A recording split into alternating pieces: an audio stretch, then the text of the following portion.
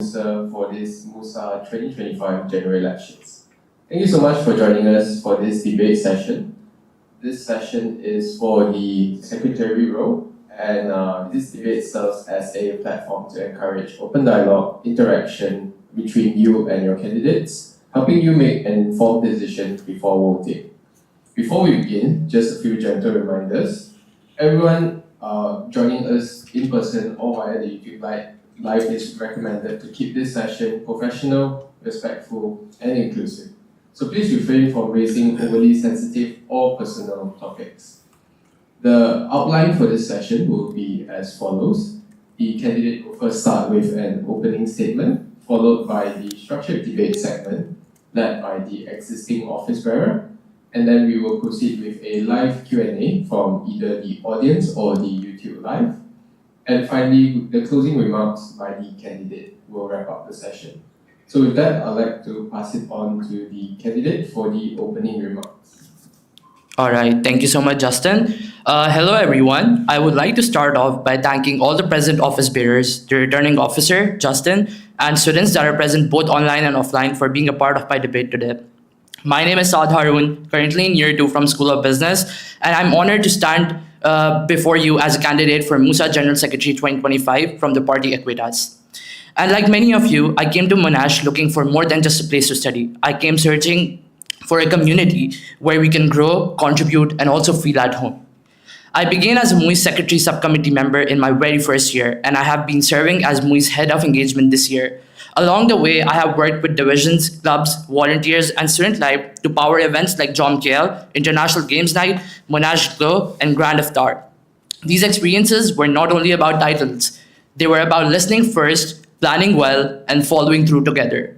It is also worth mentioning that last year during my MUI's Head of Engagement campaign, I set out clear pledges, and with the support of an excellent team, I made sure to deliver on all of them.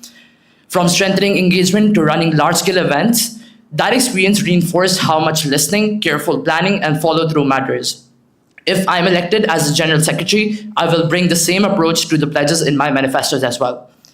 My focus for MUSA this year is practical. First, enhancing systems to make them sustainable so procedures are followed properly, minutes and reports are clear, and decisions are tracked from start to finish.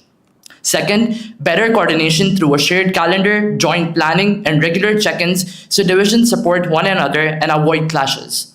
Third, student voices at the center through a student feedback task force that provides a direct channel for students with follow-ups and public updates, so you can see how your input actually becomes an actual outcome. With your support, we can make MUSA the heartbeat of student life, consistent in its processes, transparent in its actions, and united by its students. Thank you. All right, thank you, Saad. So now we would like to proceed with the structured debate segment led by the existing office bearer, Liz. Hello, testing. Okay, hi Saad. So I'll be dividing my questions into 3 parts. First, I'll go with some general questions. Then I'll ask some questions regarding your manifesto. And then we will end with some case studies regarding the elections. Okay, so my first question to you is regarding the solo nature of the General Secretary and its subcommittees. So my question is, as the General Secretary is a solo position, meaning you're running alone and not having a partner, you're expected to manage all of your duties independently, for example, administrative duties, documentation, MSc, event planning for election, and etc. So what strategies will you use to stay on top of your workload and ensure consistent performance, even when your responsibilities become overwhelming? Okay, thank you so much for your question, Liz. I understand that GenSec is a solo position primarily because of the confidential nature of this position. However, I do believe that it can get overwhelming when elections are around, let's say by-elections or annual elections. How I would manage them is basically plan beforehand and make sure that I am ahead of all of my tasks. And while I might be handling most of the tasks because of confidentiality, I will also make sure that I make use of my subcommittee wherever possible. Since I believe the GenSec has an events officer, an assistant, and a treasurer as well. So I will make sure that I make use of these positions as well, whenever possible. And use my solo position when confidentiality is involved. Okay, thank you. So you mentioned about having subcommittee members. So we have 3 subcommittee members, even though it's limited amount, but we do have them. How will you ensure that they remain motivated, productive, and they gain meaningful experience throughout their term in the General Secretary's department? Because, as you mentioned, we have a lot of confidential items to do, and we can't really share our duties with them. So most of the times they have nothing to do, except for events like election where they are needed. So how would you ensure that they can still learn something, even though that they might not have that much of a workload? Okay, so this is actually something that I learned from my MUSA engagement position this year when I was working with almost 9 subcoms. And I always made sure that their welfare is a priority for me always, and to make sure that they're always learning something. Now, I understand that GenSec is a confidential position and they might not get so much work to do, but I will always ensure that they always get the opportunities to work wherever possible.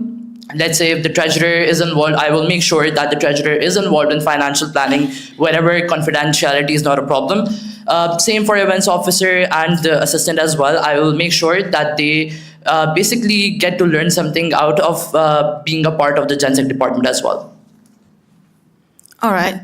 So I'll follow up on that question as well, because as a general secretary, and if you're a student, you apply as a subcom, for example, as an events officer to the general secretary's department, it may sound a bit odd as you compare it to if you apply as an events officer to the activities department.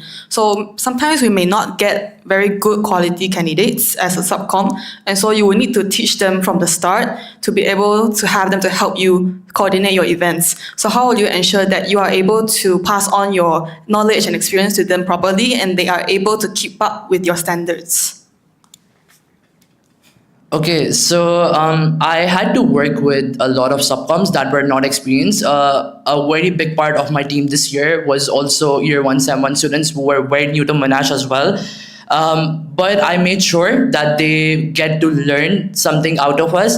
Also, I kept them engaged through basically trainings, weekly meetings, and they were very involved, and that is what kept them motivated as well. So I would say training and basically meeting them again and again, talking to them, taking feedback from them, knowing what their weak points are, what they want to learn. Because while it is an experience for me, I would also want that it is a good experience for them as well. Yes, okay, I agree with that as well. That's a really good point to make. All right.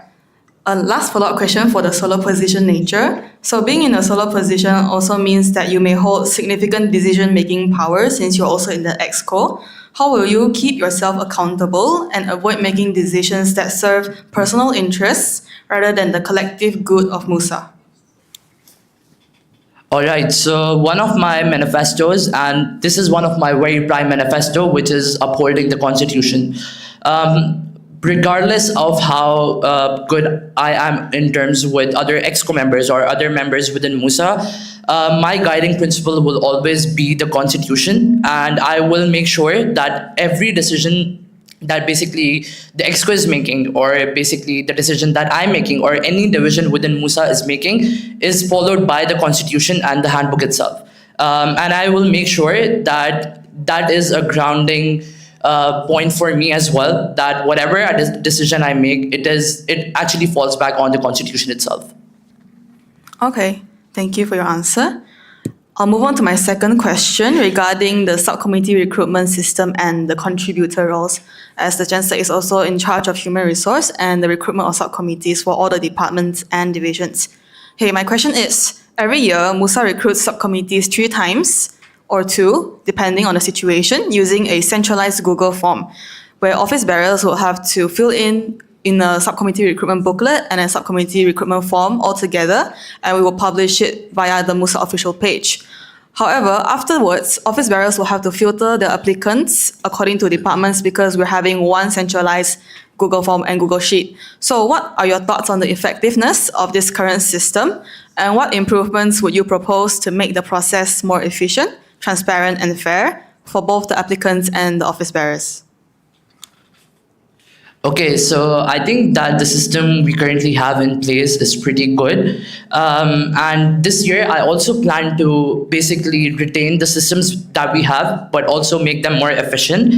As for what improvements we can make, basically we can make the form a bit shorter, give them more descriptions on the side of the applicants, give them more descriptions on what is expected by the office bearers, so the office bearers also understand what the candidates are trying to say as well. One of the things that we did in Feb was make a list and see if a particular candidate applied for two separate positions. We could basically check which department accepted them and which did not. I think that is a pretty good system, but I think it wasn't basically retained. It was discarded, I think, for July. I would say that this is one thing that I would want to keep because I think this really helps with the efficiency as well. Okay, all right. So as a follow-up question, Monga currently has contributors who serve only for 1 semester or 2 semesters depending, unlike usual subcommittees who usually serve 2 semesters to be eligible for a certificate from MUSA. So the purpose of contributors is to assist with short-term or content-specific projects in which Monga requires. In your opinion, do you think it is appropriate for all departments or divisions to adopt this contributor system? Why or why not? I think it is pretty efficient for other departments to adopt this because I've seen a lot of students that want to be a part of MUSA and they are pretty good candidates, but they're not able to be a part of it because we usually have a 1-year contract. I believe if we strongly enforce the contributor system, that will be beneficial for both MUSA and for potential candidates that can basically support MUSA in a very good way as well. Okay, so you mentioned that it is a good idea, but expect that there's going to be a lot of students coming in because they can be subcoms, they can be contributors, and you have to think of how to limit the number. So how would you specifically manage this system of contributor, and how would you track whether the students they are in the right department? And then because we have a rule in our MUSA that we don't allow one student to take on 2 subcommittee roles, but contributors are something else. So how would you manage this, and how would you track it to not make it messy? Okay, so I would treat contributors recruitment separate from the usual subcommittee recruitment. So it's easier for both the GenSec department and for the particular divisions to track as well. I believe that will make it more organized as well.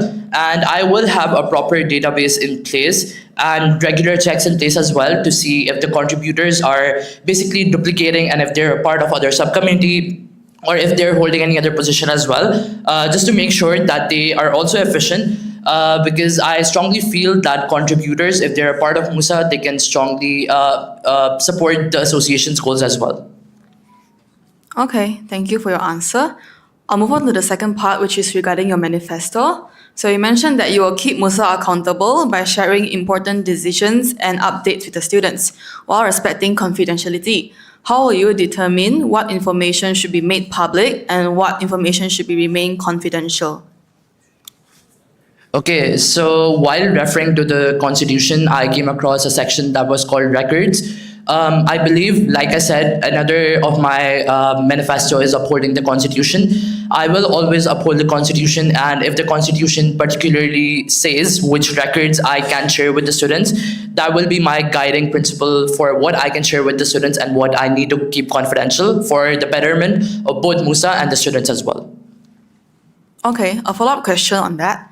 If a situation arises where transparency and confidentiality conflicts, for example, if we have a disciplinary matter, suppose a departmental head is under an investigation for a certain action that breaches the MUSA constitution, but the issue is still being investigated internally, but students begin asking for some details.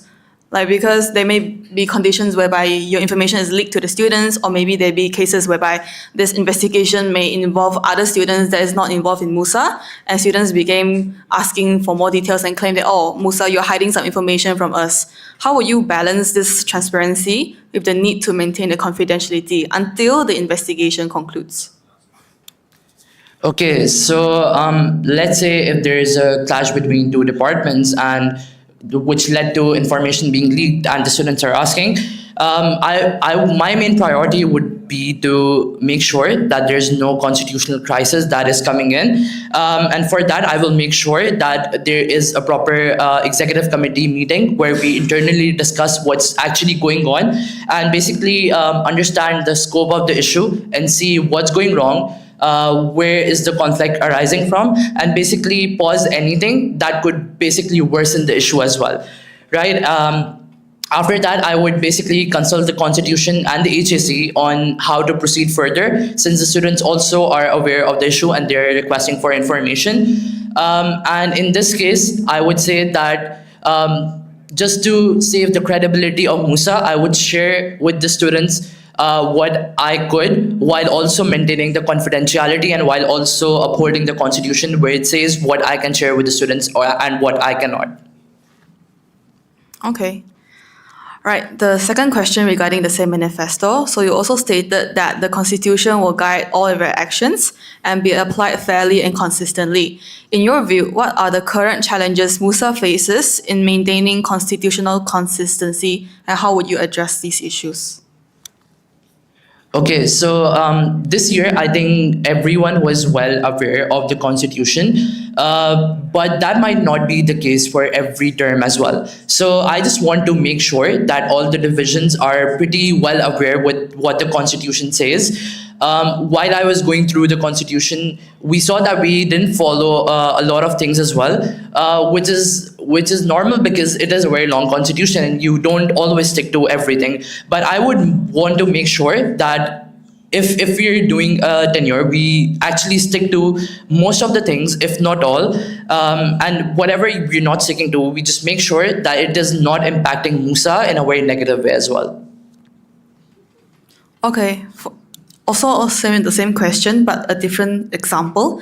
So what if there are cases whereby there is a different interpretation of the clauses in the Constitution? For example, office bearers may interpret some certain Constitution clauses differently as other office bearers, and this might lead to some disputes or some issues that might arise.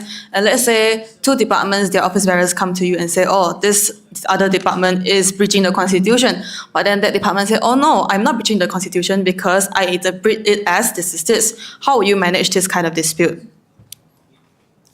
Okay, so in this case, I would first have a meeting with both the parties separately, and then discuss this issue with the EXCO and basically ask for their opinions as well. Once I basically understand the situation and I have a better outlook of what the issue really is, I will try to address it and basically communicate. If we believe that one division is basically in the right, we will communicate that to them. And if the other division basically is interpreting the constitution in a wrong way, we will basically help clarify it for them as well. But if the clauses, they're very overlapping and it basically leads to a constitutional crisis, again, there will be an internal investigation with the EXCOs. We're going to see the scope of issue and we're going to basically pause everything to avoid the issue being worsened as well. So I would say in this case as well, my main priority will be to make sure that there's no constitutional crisis in place and MUSA is able to continue working effectively and smoothly. Okay. What if that department that you're liaising with, they don't think that they are wrong and they think that their interpretation is totally acceptable and they decide to further escalate the issue to very long period of time, and you can't really just stop all the operations in MUSA for, let's say, 2 months period? That may be possible. So how would you handle this escalation and how will you handle the daily operations of MUSA when this happens? Okay, so for this one, I will make sure to basically consult the HAC, to take the president's opinion as well, to see where the president is standing, what historical data we have for this case as well. But even if this does not work, I would say that I will have a proper hearing meeting where I will involve a mediator. If they don't agree with my decision, I will have a third party involved in this case as well, while also maintaining confidentiality, making sure that that person doesn't breaches anything. and basically communicate with both the parties that anything that is decided within this meeting will be final and implemented as well. That's a good idea. So can you elaborate more on the meeting itself and how would you choose your moderator? How would you choose your witness? What is the process involved and then how will you start? Any documents will you sign? Can you elaborate more on that? Okay, so I think the best way is for both the parties to send a formal notice to the General Secretary and the President to basically communicate their concerns. Once those documents have been received, we will basically induct or choose a mediator. And this mediator can be someone who's a part of MUSA, let's say the Political Awareness Club or a club. Or any other part or any other member of MUSA who does not have directly interest in this issue as well. And I will make sure that an NDA is signed with all the parties as well to make sure that there are no confidentiality issues as well. All right, that's good. All right, I'll move on to the next manifesto regarding administrative resilience. So you mentioned improving coordination within MUSA and setting up sustainable systems. Can you elaborate on the specific sustainable systems that you plan to establish and how will you strengthen administrative resilience? Okay, so like I mentioned that the core part of my candidacy this year is not to basically introduce a lot of new systems which take a lot of time to be implemented, but to make sure that the systems that we have in place, they are more efficient and they're basically more resilient for MUSA itself. So I would want to make sure that whatever procedures, whatever trackers each division, each department is using, they continue to use it until the end of the year and it's not withdrawn or basically discarded in the middle of the year. So that is basically one very important thing that I would want to enforce. And for that, I will have basically weekly check-in meetings with the secretaries where I will make sure to check on their progress without micromanaging or basically intervening in their department so much as well. You mentioned having all departments use their current trackers until the end of the year. What if the trackers are deemed inefficient and they wish to change it to something more efficient? Okay, so in that case as well, I would say if they're adopting a new system, a new tracker, I would want them to basically continue it until the end of the year. So basically, I would want that whatever system they are using, it is effective and sustainable in a way that it is used until the end of the year and it is good enough for the future teams to use as well. But what if these systems, they just adopted a new one, but they need to do trial and error to see which ways fits the best use of MUSA. And maybe let's say halfway through the experiment, they realize that, oh, this tracker is not really effective. We would wish to move back to the previous tracker and they wish to stop using this tracker. Would you allow that or no? I think that will definitely be allowed because I believe like the students here are very dynamic. The student association should also be very dynamic. And if there are any changes, we should be basically willing to accept them and see what is working in the favor of MUSA itself. Okay, let me ask a follow-up question. So in your view, what are the main limitations of MUSA's current archival and handover systems? They tie in with each other together, so I'll ask in the same question. And how will you address these issues to ensure smoother transition between terms? So how do you make the transition to the next term a bit more easier and more stress-free? Okay, so I'll start with the archival system. I believe that a lot of departments, they tend to use their own drive folders. They don't usually use the MUSA drive, which is why while we have a centralized system, they're not using the system that we have in place. So I would say that to address this, I will have a checklist by the end of the year and at the mid of the year for all the departments to fill out to basically make sure that they have all the key documents in their drive at least, which will be the minimal documents. Basically because all the departments, they are different in nature. They would have different documents as well. But I would make sure that the documents that are common for all departments, they at least have those in place in the drive folder, while also encouraging them to basically use the drive for all of their other documents and items as well. As for the handover system, I would say that while a lot of OBs, they don't pass on list of items, list of contacts to the new OBs, another problem is that they don't pass on the vision that the department is going for as well. So to improve that, I would say that in the handover form itself, I will make sure that all the OBs are making sure to pass it to their new OBs timely, and make sure that the handover form is amended in a form that the vision is also communicated to the new OBs. Are there any systems that you will put in place to ensure that the things are really handed over to the next term? Or because for now what I hear is, okay, you will ask the OBs to hand over properly, but then is there any like consequences system or any tracking system that you will implement to actually ensure that that is really what they did, and it's not like, oh, I did it and I'm going to submit to you, but I actually did. So what is your take on this?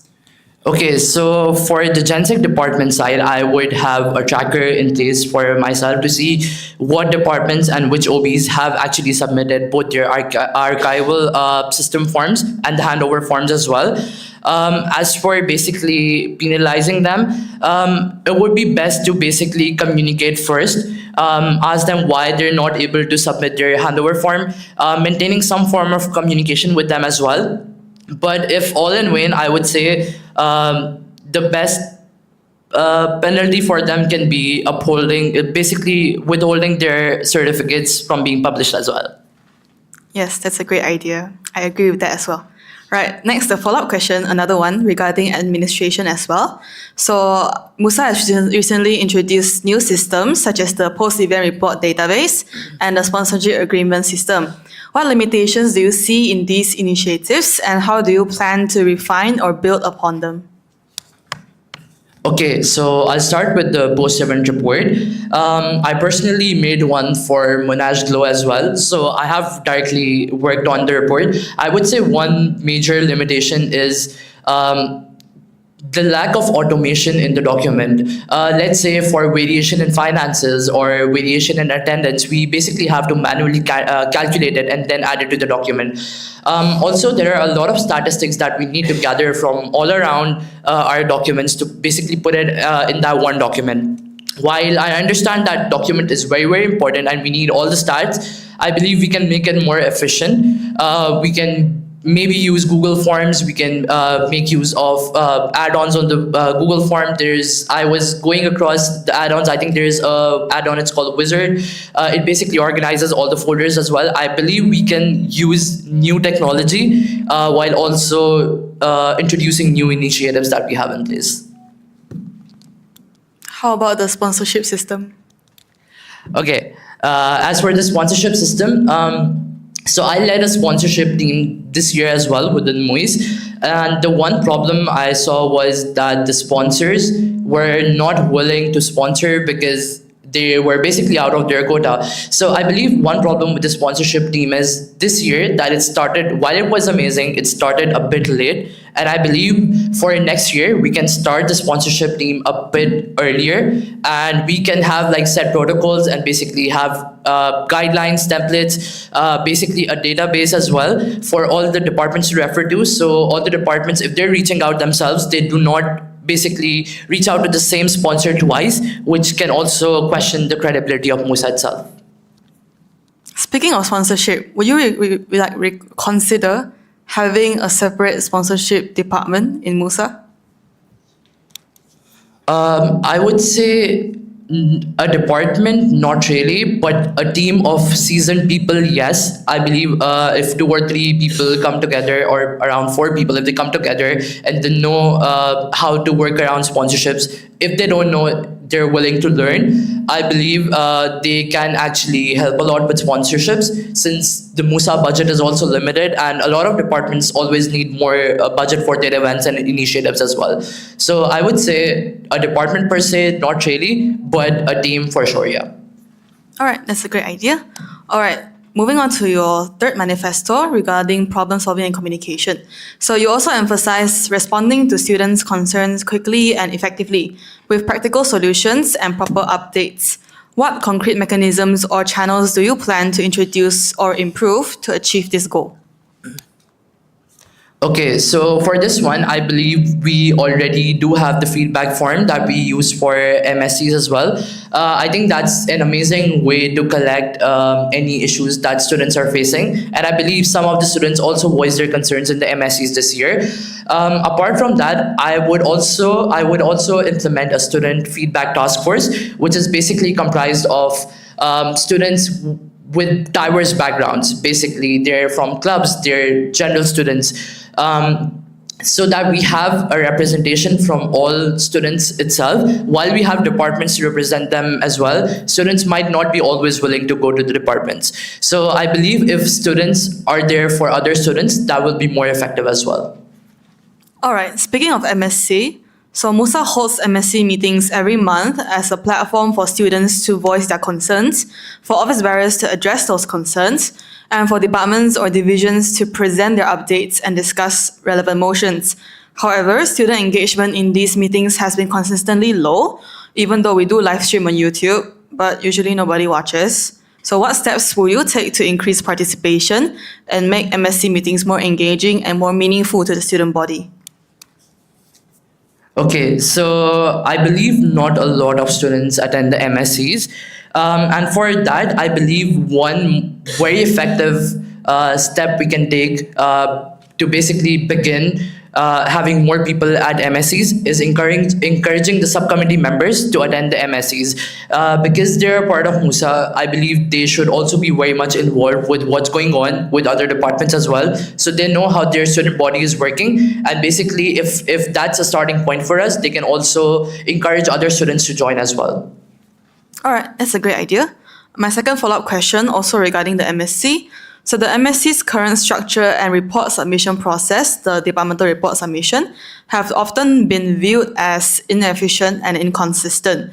For instance, so despite compiling report templates and guideline documents into one, I call it the MSc Starter Pack Google Drive, and I send it to all the office bearers every time I make an announcement, at least like 1 week before the MSc meeting itself. There are still issues such as late submissions, very, very late submissions, incomplete submissions, directly edits to the templates, unnotified absence, meaning they don't come without any apologies, and lack of communication regarding lateness. So they come and then they don't inform you that they are late, or they just come in and just go somewhere. So what changes would you propose to strengthen this type of accountability and ensure greater professionalism among office bearers in these areas? Okay, so for this one, I believe I also noticed that a lot of OBs, they either don't attend the MSCs or they basically send an apology letter for all the MSCs and they don't attend at all, which I believe is not fair to the students who are actually vouching for them and getting them elected as well. I believe there should be a set number of apology letters they can send. So to make sure that they are always a part of MSCs and they are only allowed a certain number of leaves. And if they need more leaves after the set number, they can basically reach out to the GenSec and they can basically evaluate on a case-by-case basis. As for making it more interactive and basically making sure that every OB is submitting their report on time and it's not going against the guidelines, I would say that I will implement very clear and efficient guidelines from the very start of the year and communicate the expectations that I have with MSCs since the very start of the year. I believe given the importance of MSCs, accountability is very important, and I believe all the OBs, I will basically make sure that the OBs do get that vision as well, and they make sure that they submit all their reports and materials for MSc within the set time as well. Okay, so you mentioned about setting guidelines at the beginning of the year. What type of guidelines would you set? And what if following the year until the second sem, the OB starts to lack off and they don't really follow the rules anymore? What will you do? Okay, so like I said, strong communication is very important. I will communicate with them again and again, remind them that MSCs are very important and they should not be viewed just as another meeting. It should be viewed as a meeting where we are letting the entire student body know that what we as MUSA are doing, basically give them a vision give them a new perspective on what the MSCs actually are, and basically ask them to approach these meetings with the seriousness that is required. Okay. Following another question following this, you mentioned about having limitations on the number of apology letters. So we have this thing in the constitution whereby if an office bearer they do not submit an apology letter for their absence, so they're absent without an apology letter for 3 times and above, they receive a warning letter. How would you carry out this process of giving out the warning letter?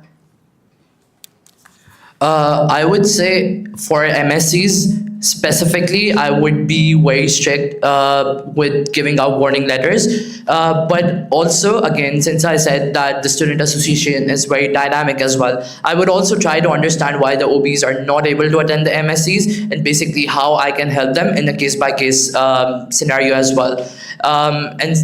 Basically talk to them before issuing a warning letter to them. If I believe that it is a negligence on their part and they're just not attending because they don't want to, then I believe a strict measure should be taken. All right, that's a good answer. I believe I'm done with the manifesto questions. Let's move on to the case study questions regarding election. So the first question is, during the nomination period, one candidate's eligibility is questioned because their academic status is under review. So the Election Commission seeks your input as the General Secretary, since you oversee administrative documentation and you can talk to Monash. How will you handle this situation to ensure fairness and transparency without overstepping the Election Commission's authority? Could you please clarify if this is the by-elections or the annual elections? It can be for both. No. Annual election, since for the by-election you are the returning officer, but let's say this condition applies to the general election and you recruit external election commission, the RO and DRO, how would you handle this situation? Could you also repeat the question as well? Sure. So during nomination period, one candidate's eligibility is questioned because their academic status is under review. So there is some issue with the academic status that leads to you leads to the election commission not being able to identify or verify the status of that particular student. So the election commission reaches out to you because they can't able to reach out to Monash that directly, but you being under MUSA, you are able to reach out to Monash to clarify this issue. So how would you handle this situation to ensure fairness and transparency without overstepping the Election Commission's authority? Okay, so for this one, I believe that the appeal system for academics was removed this year. I think that was a great initiative, and I think that should be continued as well. In case they are undergoing an academic review and basically the Election Commission can't verify if their academic status is basically at par with what is needed, I will first check with the student itself through the returning officer to see what their West records are, to see what the records on their side are. If I still feel that there are any issues with that, I will be reaching out to, let's say, Student Life for more assistance as well. But before that, I will also make sure to consult HSC and ask them what is their opinion as well on this. All right. What if the returning officer decides to completely just reject the nomination? Because according to the Constitution, the returning officer does have the right to make all the decisions pertaining to the election. I believe since for annual elections, the RO is the main point of contact and they have the sole authority to make decisions. If they decide to reject the candidate's nomination, I would respect that because I believe the Constitution gives them the power to make the decision itself. So I would say that I would respect that decision in that case. All right. A second question. So a candidate submits their nomination form 10 minutes after the official deadline. So let's say the deadline is until 12 a.m., but they submit on 12:10, claiming that they have technical difficulties. How will you address this situation and how will you communicate your decision to avoid claims or bias or unfairness? Let's say this applies to the by-election where you are the returning officer, you have full right to make the decision. I believe for this one, while I will implement a very strict guideline for them to submit their nomination on time, I believe a 10-minute leeway can be allowed for them to submit their nomination, especially if the position is vacant and there is a need. Basically, the department is understaffed and they need an OB position. I believe in that case, I will be accepting it. But if it is late by a lot of hours or something, then I would not be accepting it. But I believe a 10-minute leeway should be allowed as well. All right. So it's a case-dependent situation then? Okay. So my next question is, for the by-elections, you are the returning officer. Let's say after the results are announced, we use the e-voting platform, and the results are very straightforward. We don't have to involve any human resource or IT services to go and interfere with the results, so it's very clear and easy. However, after the results are announced, a losing candidate accuses you, the election commission, of mishandling votes and demands a recount. As the returning officer and the general secretary, what steps will you take to uphold procedural integrity and maintain MUSA's credibility during this dispute?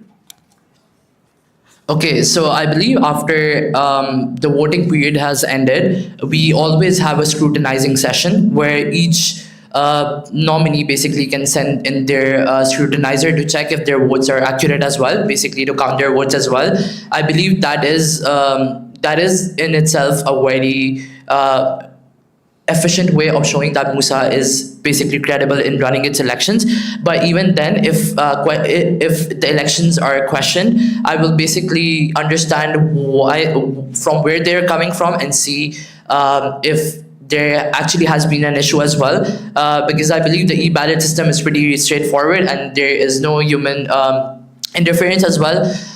If I believe that there are reasonable grounds, I would say I would request the election commission and I would resort to recounting as well, just to make sure that the elections are seen as credible and no one questions the credibility of the elections itself. Okay. My next question is regarding internal conflict during the election. So during the annual election, one of the election commissioners, let's say the DRO or the RO, leaks confidential deliberations to a candidate, and this is compromising the integrity of the election process. How will you handle this breach of trust and prevent similar incidents in the future while maintaining team morale? Okay, so in this case, I believe the RO and the DRO, and this is the annual elections, correct? Okay, so if any confidential information is leaked, I would say that I will conduct an internal review myself, while also maintaining the confidentiality. I will consult the president as well. And I believe if I believe that there are reasonable grounds that the RO has leaked information, I would resort to MSC and basically ask the MSC to remove the current RO and induct a new one, just to make sure that the elections remain credible as well.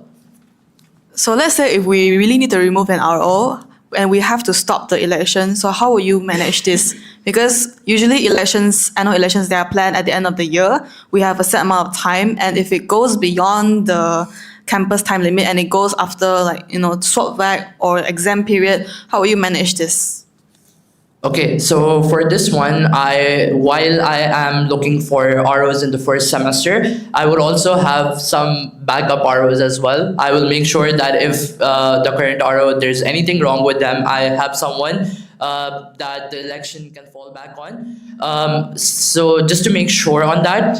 And as for if the election is paused, I believe it is more of a credibility risk if the RO is leaking very important information than if the election is paused. So I believe that I would prefer removing this RO, and at this point, I will be more concerned about having an RO that is more credible.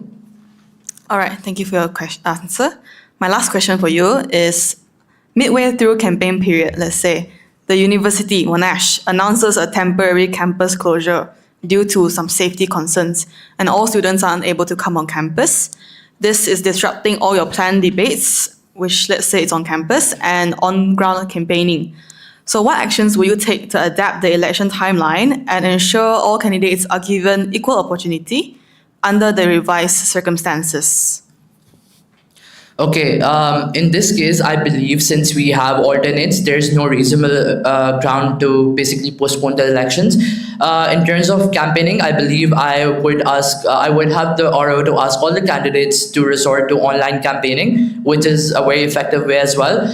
And as for the debates, since annual election debates are on campus, if we're not able to do the debates on campus at all, for those as well, I believe we still use YouTube Live as well. We can definitely resort to that as well. So I would prefer moving to more alternate methods instead of basically postponing elections just because the campus has closed down. All right, thank you for your answer. That's all my questions. Thank you. Alright, thank you, Liz. So now I think we will turn our attention to the floor. Are there anyone with questions from the live audience here first?